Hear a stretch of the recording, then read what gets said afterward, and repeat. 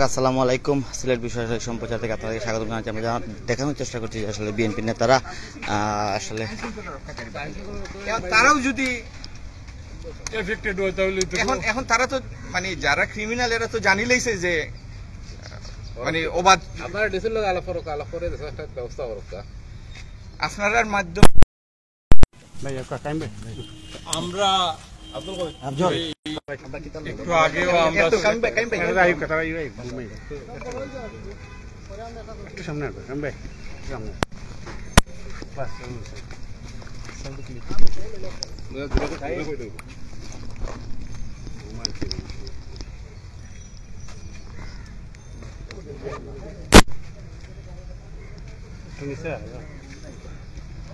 আমরা সকাল না গতকালকে থেকে আমরা এই যে সিলেটের প্রত্যেকটা জায়গায় আমাদের জেলার মহানগরের বিএনপি নেতৃবৃন্দ তাছাড়াও আমাদের কেন্দ্রীয় নেতৃবৃন্দরা সবাই খুব ভিজিবল। আমরা বাংলাদেশ জাতীয়তাবাদী দলের পক্ষ থেকে বলতে চাই, আমার সাথে আমাদের উপদেষ্টাও আছেন, তিনিও বলবেন যে আমরা এই ফ্যাসিস্ট সরকারের যে বিদায় হয়েছে, বিদায়ের পরবর্তী সময়ে আমাদের উপরে অনেক গুরুদায়িত্ব। বাংলা জাতীয়তাবাদী দলের সিলেটের সর্বস্তরের জনসাধারণকে আমরা বলতে চাই যে কেউ আইন নিজের হাতে তুলে নেবেন না। আপনারা বিভিন্ন স্থাপনা, সরকারি স্থাপনা ইতিমধ্যে আমরা শুনেছি যে হামলা হয়েছে। আমরা কোতোয়ালি থানা পরিদর্শন করতে আমি এবং খন্দকার মুক্তাদির সাহেব এসেছি। এর পূর্বে আমরা জেলা জজ মহোদয়ের সাথেও আমরা কথা বলে আসছি যে প্রত্যেককে আমাদের মেসেজ একটা, আমাদের নেতা তারেক রহমান জাতির উদ্দেশ্যে ভাষণ দিয়েছেন, আপনারা দেখেছেন। তিনি বলেছেন কোনো ধরনের বিশৃঙ্খলা তিনি সহ্য করবেন না। যারা এই বিশৃঙ্খলা করছে তারা হচ্ছে অনুপ্রবেশকারী, তারা হচ্ছে সমাজের দুষ্কৃতিকারী, এদেরকে প্রতিহত করতে হবে। সমাজের প্রতিটি স্তরের মানুষ যেভাবে অতীতে আন্দোলন সংগ্রামের মধ্য দিয়ে এই ফ্যাসিস্ট সরকার বিদায় করেছে, ঠিক অনুরূপভাবে গতকাল থেকে যারা এই সমস্ত বিশৃঙ্খলা তৈরি করছে তাদেরকে প্রতিহত করতে হবে। এবং প্রতিহত করার লক্ষ্যে আমরা বাংলাদেশ জাতীয়তাবাদী দল কাজ করছি এবং আমাদের বিভিন্ন স্তরের অঙ্গ সহযোগী সংগঠনের নেতৃবৃন্দরা কাজ করছেন।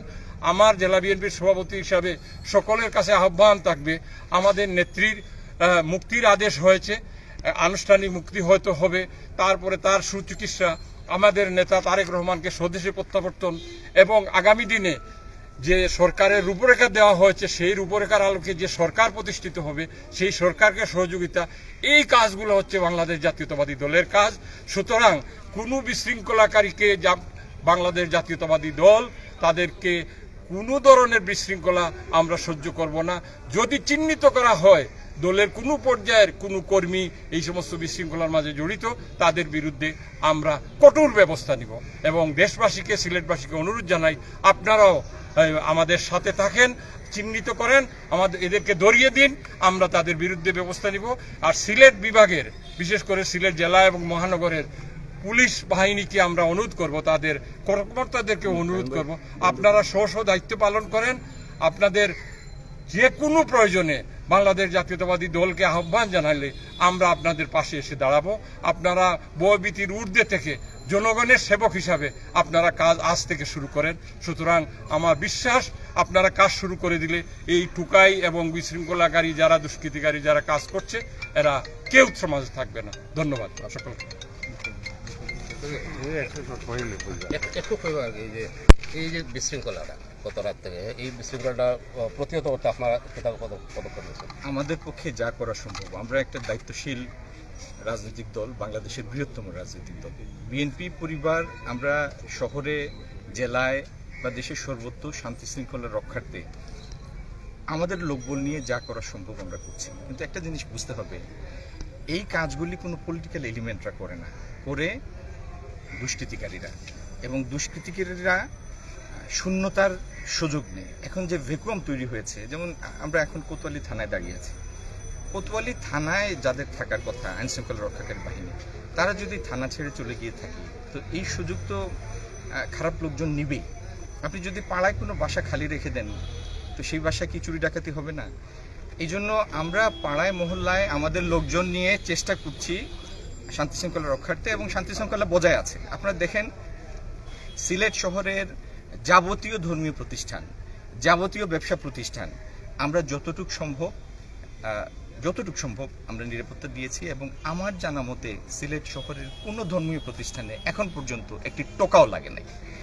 কিন্তু এই যে বিশেষ বিশেষ সরকারি স্থাপনাগুলি, এগুলি যাদের রক্ষার দায়িত্ব তাদের তো উপস্থিত থাকতে হবে। আমরা তাদের সাথে তাদের সাহায্য করতে পারি, তাদের শক্তি বৃদ্ধিতে সাহায্য করতে পারি, লোকবল দিতে পারি, কিন্তু তাদের এখানে থাকতে হবে।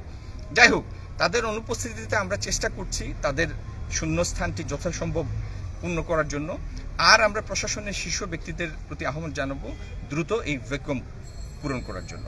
আমরা দায়িত্বশীল দল হিসাবে জনগণের জানমাল রক্ষার্থে আমাদের পক্ষে যতটুকু সম্ভব আমরা ততটুকু করব। আর যে বা যারা, আপনাদের মাধ্যমে সিলেটবাসীর কাছে বার্তাটা পৌঁছে দিই, যে বা যারা কোনো প্রতিষ্ঠানে কোনো ব্যক্তির গায়ে তার যে কোনো রাজনৈতিক পরিচয় হোক একটা টোকা দিবে, সেই টোকা দানকারী ব্যক্তি হচ্ছে দুর্বৃত্ত, সে কোনো রাজনৈতিক এলিমেন্ট না।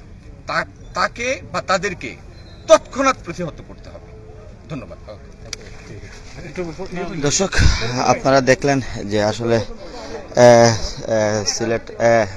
সিলেট সিটি কর্পোরেশন শহরের ভিতরে যে কোতোয়ালি মডেল থানা সেটি পরিদর্শন করছেন সিলেট জেলা মহানগর বিএনপি এবং তাদের সাথে আছেন দেশনেত্রী বেগম খালেদা জিয়ার উপদেষ্টা আব্দুল মুক্তাদের ও জেলা বিএনপির সভাপতি কাইয়ুম চৌধুরী, আরও অন্যান্য নেতৃবৃন্দ আছেন। তারা কিন্তু আসলে যে থানা পরিদর্শন করলেন এবং আপনাদেরকে কিন্তু আসলে ওনারা বলেছেন যে বারবার যে আসলে তারা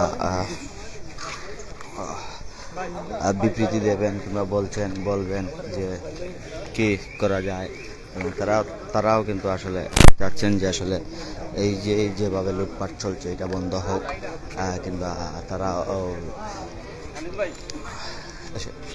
এসব কথা বলছেন। দর্শক, এই ছিল আমার কাছে সর্বশেষ খবরাখবর কোতোয়ালি থানা থেকে। পরবর্তীতে আবারও কোনো খবরাখবর নিয়ে আপনাদের সামনে সংযুক্ত হব। ততক্ষণ আপনারা ভালো থাকুন, সুস্থ থাকুন। আল্লাহ হাফিজ।